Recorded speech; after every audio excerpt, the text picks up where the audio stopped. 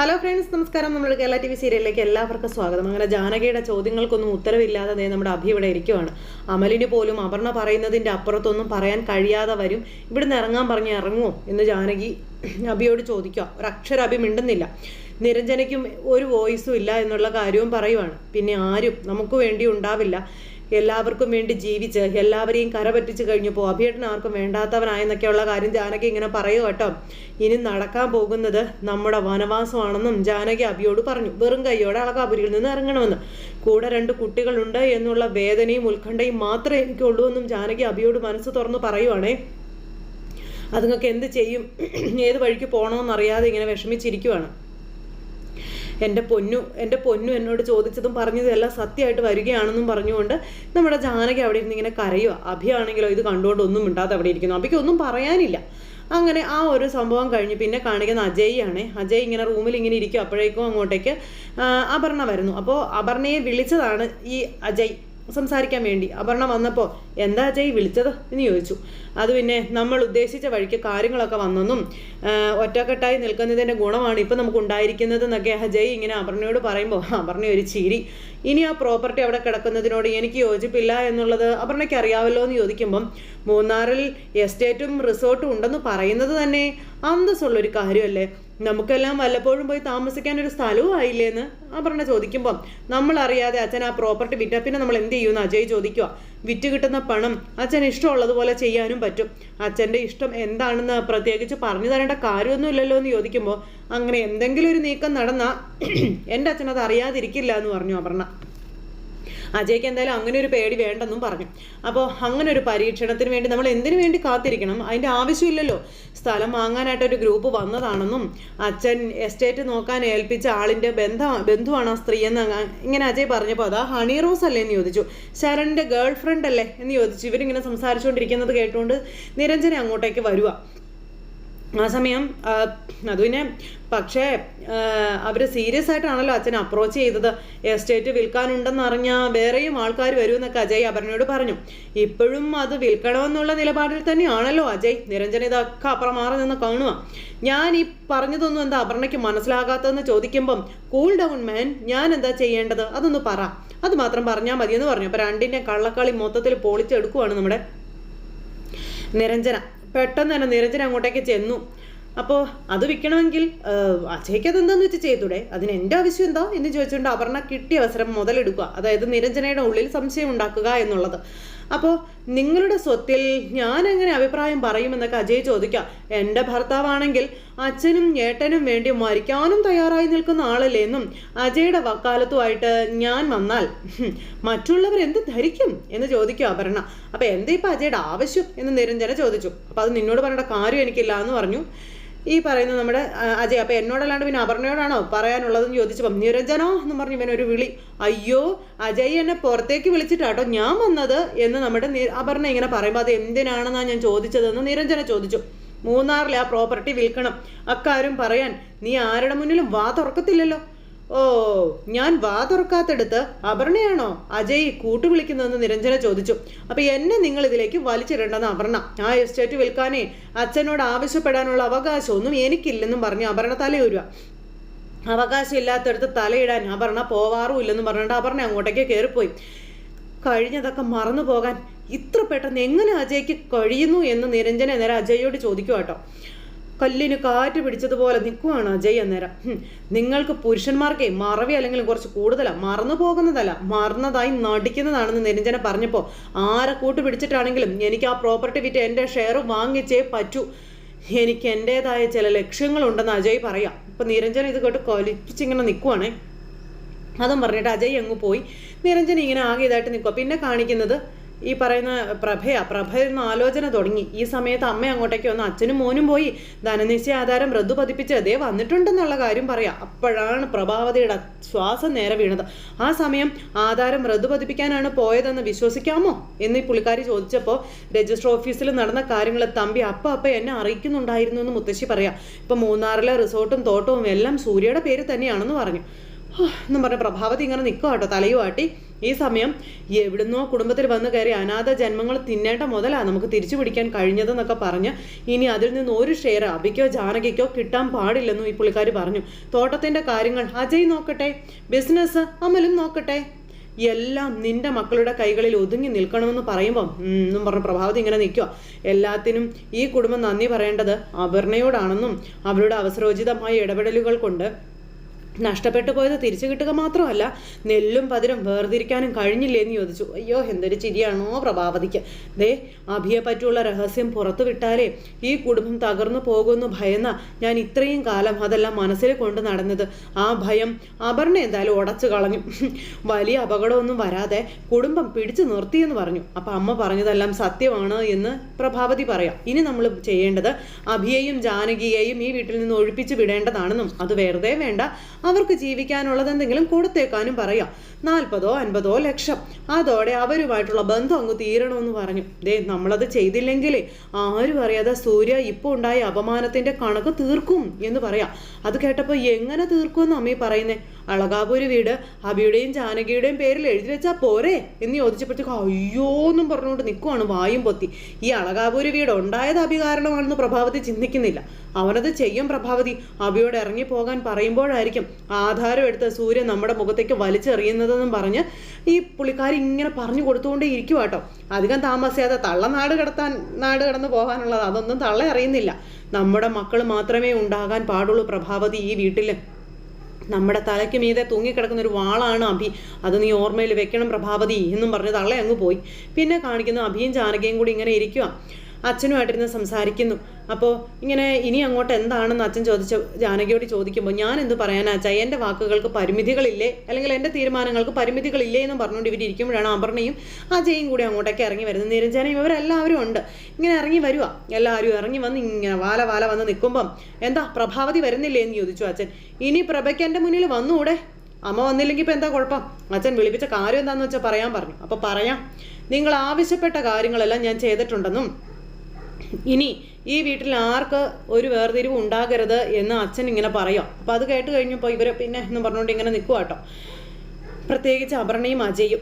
നിരഞ്ജനയാണ് ഒന്നും മിണ്ടാതെ ഇങ്ങനെ നിൽക്കുന്നു. ആരെങ്കിലും അതിന് തുനിഞ്ഞാൽ ദേ ഇരിക്കുന്ന കൊമ്പ് മുറിക്കുന്നതിന് തുല്യമായിരിക്കും. അത് ഓർമ്മപ്പെടുത്താൻ വേണ്ടിയാ ഞാൻ എല്ലാവരെയും വിളിപ്പിച്ചത് എന്നും സൂര്യ ഇങ്ങനെ പറയണം. അപ്പോൾ അത് കേട്ട് കഴിഞ്ഞപ്പോൾ ഇവർക്കൊന്നും ഒരു കൂസലുമില്ല. അപ്പോൾ എന്തൊക്കെയോ നിഗൂഢതകളുണ്ട്, അത് തുറന്ന് സമ്മതിക്കുന്നുമില്ല അച്ഛൻ. അപ്പോൾ ഇനി ഒരു പ്രശ്നം ഉണ്ടാവില്ല അച്ഛന്ന് അഭി പറഞ്ഞു. അപ്പോൾ നിങ്ങളെല്ലാവരും എല്ലാം മറക്കണം, നമ്മുടെ വീട് പഴയതുപോലെ മുന്നോട്ട് പോകണമെന്നും അഭി ഇവരോട് പറയുമ്പോൾ എനിക്ക് പറയാനുള്ളതും അത് തന്നെയാണെന്ന് നിരഞ്ജന പറഞ്ഞു. സ്വത്തിൻ്റെ പേരും പറഞ്ഞ് ഈ ഒരു കുടുംബത്തിൽ ഇനിയും ഒരു അംഗചിത്രം ഉണ്ടാകരുതെന്ന് നിരഞ്ജന പറയുന്നത് കേട്ട് കഴിഞ്ഞപ്പോഴത്തേക്ക് അപർണയും അജയും ഇങ്ങനെ നോക്കുക. സ്വത്തും പണവും ഒക്കെ അധ്വാനിച്ചാൽ ഉണ്ടാക്കാവുന്നതേ ഉള്ളൂ. പക്ഷെ സ്നേഹം അതുപോലെയല്ലെന്ന് പറയുമ്പോൾ നിന്നോടാരും ഇവിടെ അഭിപ്രായം ചോദിച്ചില്ല എന്ന് നിരഞ്ജനയോട് അജയ്. ബന്ധങ്ങൾക്ക് വിള്ളലുണ്ടായാലേ അത് ആര് വിചാരിച്ചാലും പറ്റിച്ചേർക്കാനൊന്നും പറ്റത്തില്ലെന്നും പറഞ്ഞുകൊണ്ട് ഈ അജയ് ഇങ്ങനെ പറഞ്ഞു. അത് കേട്ടപ്പോൾ ഇവർക്ക് കാര്യം മനസ്സിലായി. അങ്ങനെ അങ്ങോട്ടും ഇങ്ങോട്ടും ഈ കാര്യങ്ങളെല്ലാം പറഞ്ഞുകൊണ്ട് അങ്ങനെ ഇരിക്കുക. തനിക്കിത് വിൽക്കണം എന്നുള്ള ഒരൊറ്റ കാര്യമാണ് പറയുന്നത് അജയ്. എനിക്ക് നന്നായി ജീവിക്കണമെന്ന് ആഗ്രഹമുണ്ടെന്ന് പറഞ്ഞപ്പോൾ അജയ്ക്ക് വേണ്ട എന്താണെന്ന് വെച്ചാൽ പറ, മനസ്സ് തുറന്ന് സംസാരിച്ചാൽ എല്ലാ പ്രശ്നങ്ങളും തീർന്നു കിട്ടുമെന്ന് നമ്മുടെ ജാനകി അന്നേരം അവിടെ ഇരുന്ന് ഇങ്ങനെ പറഞ്ഞു. ഞങ്ങൾക്കുണ്ടായ ഏറ്റവും വലിയ ഭാരവും ആ മൂന്നാറിലെ സ്വത്ത് തന്നെയായിരുന്നു എന്ന് ജാനകി പറയാം. എന്തായാലും അച്ഛൻ തന്നെ ആ പ്രശ്നം പരിഹരിച്ചില്ലേ എന്ന് ചോദിച്ചു. ആ സ്വത്തിനെ പറ്റി ഇനി ഇവിടെ ഒരു ചർച്ച ഉണ്ടാകാൻ പാടില്ല. ആകാശത്ത് നിന്ന് പൊട്ടി വീണതുപോലെയാണ് മൂന്നാറിൽ എസ്റ്റേറ്റ് ഉണ്ടെന്നുള്ളൊരു വിവരം പോലും കിട്ടിയതെന്നുള്ള കാര്യം അജയ് അവിടെ വെച്ചിങ്ങനെ പറയാം. അത് കേട്ടപ്പോൾ സൂര്യ ഒന്നും മൈൻഡ് ചെയ്യാതെ ഇങ്ങനെ ഇരിക്കുവാണ്. എല്ലാത്തിനോടും പകരം വീട്ടാൻ തീരുമാനിച്ച് തന്നെയാണ് സ്വത്തിൻ്റെ കാര്യത്തിൽ സൂര്യ ഒരു തീരുമാനം ഉണ്ടാക്കി വെച്ചിരിക്കുന്നത്. പക്ഷേ ഇരു ചെവി അത് അറിയുന്നില്ല, ഈ മന്ദബുദ്ധികളൊന്നും അറിയുന്നുമില്ല. ആ സ്വത്തിൻ്റെ പേരും പറഞ്ഞ് സുഖകരമല്ലാത്ത പല തിരിച്ചറിവുകളും ഈ കുടുംബത്തിൽ ഓരോരുത്തർക്കും ഉണ്ടായെന്നും ഇനി ആ സ്വത്ത് ഇനി ഇവിടെ ആർക്കും വേണ്ടാന്ന് അജയ് പറയുമ്പോൾ മനസ്സിലായില്ല എന്ന് പറഞ്ഞു അച്ഛൻ. അച്ഛന് നന്നായി അറിയാവുന്ന കാര്യം തന്നെയാണ്, എന്നാലും ഒന്നുകൂടി ഞാനത് പറയാം. ആ പ്രോപ്പർട്ടി വിറ്റ് ഷെയർ എല്ലാവർക്കുമായിട്ട് പെട്ടെന്ന് തന്നെ പങ്കുവെച്ച് തരണമെന്ന് ഇങ്ങനെ പറഞ്ഞപ്പോൾ ഇത് തന്നെയാണോ എല്ലാവരുടെയും ആവശ്യം? ആണെങ്കിൽ അത് പറഞ്ഞോളാൻ പറഞ്ഞു സൂര്യ. എനിക്കതിനോട് യോജിപ്പില്ല എന്ന് അപർണ പറയും അന്നേരം. പിന്നെ അമലിനും അങ്ങനെ തന്നെ ആകുമെന്നാണ് എൻ്റെ തോന്നലെന്ന് പറഞ്ഞത് കേട്ടപ്പോൾ അബി നീ പറ, അത് വിൽക്കണമെന്ന് നിനക്ക് ആഗ്രഹമുണ്ടോ എന്ന് ചോദിച്ചപ്പം അച്ഛനത് മക്കളിൽ ആർക്ക് വേണമെങ്കിലും കൊടുത്തോ, വിറ്റ് കളയുന്നതിനേക്കാളും നല്ലത് അത് തന്നെയല്ലേ എന്ന് അബി അന്നേരം ചോദിച്ചു. നഷ്ടപ്പെടുത്തുന്നതൊന്നും തിരിച്ചു പിടിക്കാനായിട്ട് പറ്റില്ലെന്നും അതാണ് എൻ്റെ അഭിപ്രായം എന്ന് നമ്മുടെ അഭി പറഞ്ഞു. പിന്നെ ഞാനെന്താ വേണ്ടത് എന്ന് സൂര്യ ചോദിച്ചു അജയോട്. എൻ്റേത് മാത്രമായിട്ടുള്ള തീരുമാനങ്ങളൊന്നും നിങ്ങൾ ഇനി പ്രതീക്ഷിക്കേണ്ടെന്നും അച്ഛൻ പറഞ്ഞു. പിന്നെ നിങ്ങൾ എല്ലാവരും കൂടെ ആലോചിച്ച് തീരുമാനിക്കുക, എന്നിട്ട് ഭൂരിപക്ഷ അഭിപ്രായമായിട്ട് നിങ്ങൾ വാ, അപ്പം നമുക്ക് ആലോചിക്കാം എന്ത് വേണമെന്നൊന്നും പറഞ്ഞുകൊണ്ട് അച്ഛൻ കൈ കഴുകാൻ എഴുന്നേറ്റ് പോയി. അച്ഛനങ്ങ് പോയി കഴിഞ്ഞപ്പോൾ അപർണ ഭയങ്കര കലിപ്പിൽ ഇങ്ങനെ നിൽക്കുക. അജയ്ക്ക് ഭയങ്കര തുള്ളലും ചാട്ടും ഒക്കെ. ഈ സമയത്ത് അമ്മ പ്രഭയുടെ അടുത്തേക്ക് ചെല്ലും. അവിടെ എല്ലാവരും കൂടെ ചർച്ച ചെയ്തുകൊണ്ടിരിക്കുക. നീ ഇവിടെ മാറിയിരിക്കുക, അങ്ങോട്ട് ചെല്ല്, എത്തന്ന് നോക്കാൻ പറഞ്ഞു. ആ സമയത്ത് പ്രഭാവതി എഴുന്നേറ്റ് പോകാൻ മടിച്ച് ഇങ്ങനെ നിൽക്കുക. ഇപ്പം ആ എസ്റ്റേറ്റ് തിരിച്ചെഴുതിയില്ലേ, ആ എസ്റ്റേറ്റ് തിരിച്ചെഴുതി കഴിഞ്ഞപ്പോൾ അമ്മയുടെ വീറും വാശിയൊക്കെ അണഞ്ഞു പോയോ എന്ന് ചോദിച്ചു. അപ്പം നീ എന്താ ഇങ്ങനെയൊക്കെ സംസാരിക്കുന്നേ? നിന്റെ മക്കൾ അനുഭവിക്കേണ്ടത് അഭിയും ജാനകിയും കൊണ്ടുപോകാതിരിക്കാനല്ലേ ഞാൻ ശ്രമിച്ചത്. അമ്മേ, അവിടെയാണ് അമ്മയ്ക്ക് എന്നെ മനസ്സിലാക്കാതെ പോയത്. അഭിക്കും ജാനകിയും എസ്റ്റേറ്റ് കൊടുത്തതല്ല എൻ്റെ വിഷയമെന്ന് ഞാൻ അമ്മയോട് പറഞ്ഞതല്ലേ. അമ്മ ശരിയായ രീതിയിലല്ല അത് കണ്ടത്. അമ്മയ്ക്ക് അഭിയോടും ജാനകിയോടും വെറുപ്പ് തന്നെയാണ്. അതിൽ കവിഞ്ഞ് അമ്മയ്ക്കൊന്നുമില്ല. അഭിയോട് അമ്മയ്ക്കുണ്ടായിരുന്ന വെറുപ്പ് അവൻ്റെ അമ്മയിൽ നിന്നും തുടങ്ങിയതാണെന്നും മനസ്സിൽ പകവെച്ച് പെരുമാറാൻ അമ്മയെ കഴിഞ്ഞിട്ടേ ആരും ഉള്ളൂ എന്ന് പ്രഭാവതിയും തള്ളയുടെ കാലുവാരി. സ്വത്ത് തിരിച്ചെഴുതാൻ തീരില്ല എൻ്റെ പ്രശ്നം, എൻ്റെ മനസ്സിനേറ്റ മുറിവ് ഉണങ്ങാനും പോകുന്നില്ലെന്ന് പ്രഭാവതി അന്നേരത്തേക്കും പറയാം. എന്തിനാ മനുഷ്യൻ എന്നിൽ നിന്ന് അത് ഒളിച്ചു വെച്ചു? 1-2 വർഷമല്ല, 5 വർഷം. 5 വർഷം എന്നിൽ നിന്ന് അയാൾ അത് മറച്ചു വെച്ചു. അതിപ്പോഴും പുറത്ത് വരാതിരുന്നെങ്കിൽ മരണം വരെ ഞാനൊരു വിധിയായിട്ടിരിക്കില്ലായിരുന്നു എന്ന് ചോദിച്ചുകൊണ്ട് പ്രഭാവതി ഇങ്ങനെ ചോദിക്കുക. അങ്ങനെ ഓരോ കാര്യങ്ങളും പറഞ്ഞു പ്രഭാവതി അമ്മയെ പറ്റി അമ്മയോട് സംസാരിച്ചിങ്ങനെ നിൽക്കുവാണ്. അപ്പോൾ നീ അതൊക്കെ മറന്നു കളയാൻ പറഞ്ഞപ്പോൾ എന്നെ മറന്നു പോയത് അമ്മയുടെ മകനാ. പക്ഷേ ഇനി ഞാൻ അയാളുടെ മുന്നിൽ ഒന്നിനും ചെല്ലില്ല എന്ന് പറയുമ്പം നീ നിന്റെ നിലമറന്ന് അഹങ്കരിക്കരുതെന്ന് തള്ള പറയാം. അപ്പം മതി നിങ്ങളുടെ ഉപദേശം, എനിക്കറിയാം ഇനി എന്തു വേണമെന്നുള്ളതെന്ന് പറഞ്ഞപ്പം സൂര്യോട് ക്ഷമിക്കാൻ നീ തയ്യാറായില്ലെങ്കിലേ അതിൻ്റെ നഷ്ടം നിനക്കാണെന്ന് പറഞ്ഞു. എനിക്കിനി എന്താ നഷ്ടപ്പെടാനുള്ളത്? നീ ഇത് എന്തിനുള്ള പുറപ്പാടാണ് എൻ്റെ പ്രഭാവതി എന്ന് ചോദിച്ചപ്പം വീതച്ചതേ കൊയ്യത്തുള്ളൂ, ഇനി നടക്കാൻ പോകുന്നത് അതാണെന്ന് പ്രഭാവതി. അമ്മയ്ക്ക് പോവാം എന്നും പറഞ്ഞ് തള്ളയെയും ആട്ടി ഓടിച്ചു വിട്ടു പ്രഭാവതി. എന്തായാലും തള്ളക്ക് തിരിച്ചടികളുടെ ഒരു കാലം തന്നെയാണ്.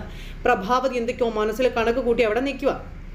ഇതെല്ലാം കഴിഞ്ഞതിന് ശേഷം പിന്നെ തമ്പിയും അതുപോലെ തന്നെ നമ്മുടെ മോളും കൂടെ സംസാരിക്കുക ഫോണിൽ. വിവരങ്ങളൊക്കെ അച്ഛൻ അന്നേരം തന്നെ അറിഞ്ഞതല്ലേ എന്നൊക്കെ ചോദിച്ചുകൊണ്ട് ഇങ്ങനെ മകൾ അച്ഛനോട് ഫോണിൽ സംസാരിക്കുന്നു. ഇന്നലെ വരെ ഉണ്ടായിരുന്ന വിശ്വനാഥൻ തമ്പി അല്ല, ഇപ്പോൾ ഇന്നു മുതൽ വേറൊരാളായി മാറിക്കഴിഞ്ഞിരിക്കുന്നു. അപ്പോൾ അങ്ങനെ ഫോണിൽ മോളും അച്ഛനും കൂടെ സംസാരിക്കുക. സ്വത്ത് തിരികെ എഴുതിയത് കൊണ്ട് കാര്യങ്ങളൊന്നും അവസാനിച്ചില്ലല്ലേ എന്ന് ചോദിച്ചപ്പം ഇവിടെ ഇപ്പം നടക്കുന്നത് ആ പ്രോപ്പർട്ടി വിറ്റ് ഷെയർ വാങ്ങിക്കാനുള്ള അജയുടെ ശ്രമങ്ങളാണെന്നുള്ള കാര്യം പറയണം മകള് തമ്പിയോട്. അജയ്ക്ക് ആരും പിന്തുണ നൽകുന്നതും ഇല്ലെന്ന് പറഞ്ഞപ്പം അവൻ്റെ മോങ്ങലിനെ പറ്റിയൊന്നും എനിക്ക് കേൾക്കണ്ട. പ്രഭയും സൂര്യയും തമ്മിലുള്ള ശീതസമരം നിന്നു പോകാതിരിക്കാനുള്ള മിടുക്ക് നീ കാണിക്കണമെന്ന് പറഞ്ഞു കൊടുക്കുന്നു അച്ഛൻ. അപ്പോൾ മോളിങ്ങനെ ആലോചിക്കുക എന്താ ഈ പറയണേന്ന്. മോളെ, അജയെ കൊണ്ടുള്ള നമ്മുടെ ഉപയോഗം തീർന്നു. ആധാരം റദ്ദു പതിപ്പിക്കുന്നത് വരെയുള്ളൂ അവൻ നമുക്ക്. അത് കഴിഞ്ഞപ്പോൾ അവസാനിച്ചു. അപ്പം അജയ്ക്കും അത് മനസ്സിലായി തുടങ്ങിയിട്ടുണ്ടെന്ന് പറഞ്ഞപ്പോൾ ശത്രുവിനെ മിത്രമാക്കേണ്ടത് കാര്യസാധ്യത്തിന് വേണ്ടി മാത്രമാണ്. അത് കഴിയുമ്പോൾ തള്ളിക്കളഞ്ഞിരിക്കണമെന്ന് പറഞ്ഞ് അച്ഛൻ മോളെ ഉപദേശിച്ചു കൊടുക്കുക. ഇനി നീ പ്രഭാവതിയെ മുന്നിൽ നിർത്തി വേണം കരുക്കൾ നീക്കാനെന്ന് പറയുമ്പോൾ അച്ഛൻ എന്തൊക്കെ ഈ പറയുന്നതെന്ന് ചോദിച്ചു. ഈ പറയുന്നത് സത്യം തന്നെയാണോ? അപ്പോൾ അങ്ങനെ ഓരോ കാര്യങ്ങളൊക്കെ പറയുന്നത് കേട്ട് കഴിഞ്ഞപ്പം മകൾക്ക് ഇത് അച്ഛൻ എന്താ ഈ പറയുന്നതിൻ്റെ ഉദ്ദേശം എന്താണെന്ന് ചോദിച്ചു. ഇനി ഒരു രീതിയിലും അവർ തമ്മിൽ ഒന്നിക്കാനുള്ള ഇട വരുത്തരുത് എന്ന് പറയാം. അടുത്തതായി നീ എടുത്ത് പ്രയോഗിക്കേണ്ടത് സൂര്യനാരായണൻ ഒരു വിൽപത്രം എഴുതിയിട്ടുണ്ട് എന്നുള്ള ഒരു ഇതിലാണെന്ന് പറയുമ്പോൾ അച്ഛൻ എന്താ ഈ പറഞ്ഞു വരുന്നേ? ഇതൊക്കെ സത്യം തന്നെയാണോ? അങ്ങനെ വല്ലതും നടന്നിട്ടുണ്ടോ എന്ന് ചോദിച്ചപ്പോഴത്തേക്കും തമ്പി ഒരു സത്യമില്ലടി മോളെ, പക്ഷെ നീ അത് പറഞ്ഞാൽ അത് വിശ്വസിക്കാൻ അവിടെ എല്ലാവരും തയ്യാറാകും. അതുകൊണ്ട് പുതിയ കെണികൾ ഒരുക്കി കൊടുക്കുവാണ് അച്ഛൻ മകൾക്ക് ഇവിടെ പ്രയോഗിക്കാൻ വേണ്ടിയിട്ട്. അതെല്ലാം കഴിഞ്ഞതിന് ശേഷം പിന്നെ അച്ഛൻ ഇരിക്കുമ്പോൾ നമ്മുടെ ജാനകിയും അഭിയും കൂടെ അങ്ങോട്ടേക്ക് ചെന്നു. സമാധാനം എന്താണെന്നുള്ളത് നഷ്ടപ്പെട്ടു പോയി എന്നൊക്കെ പറഞ്ഞു. ഞാൻ ഇത്രയൊക്കെ ചെയ്തിട്ട് പ്രഭ എന്നെ ഒന്ന് കാണാൻ പോലും വരാൻ കൂട്ടാക്കുന്നില്ലല്ലോ അഭി എന്നിങ്ങനെ മകനോട് അച്ഛൻ ചോദിക്കുക. ജാനകിക്ക് അതിലൊരു റോളും ഇല്ല, ഇങ്ങനെ മിണ്ടാണ്ട് നിന്ന് കേൾക്കുവാണ്. നീ പറഞ്ഞിട്ടൊന്നും അല്ലടാ മോനെ, ആധാരം റദ്ദ് ചെയ്യാൻ ഞാൻ തീരുമാനിച്ചത് പ്രഭാവതിക്ക് വേണ്ടിയാണെന്ന് പറഞ്ഞാൽ അച്ഛൻ തൻ്റെ മനസ്സ് മക്കളുടെ മുന്നിൽ തുറക്കുന്നു. അങ്ങനെ ഇവരത് സംസാരിച്ചുകൊണ്ടിരിക്കുന്ന ഈ സമയത്ത് പ്രഭാവതി ഇറങ്ങി വരിക.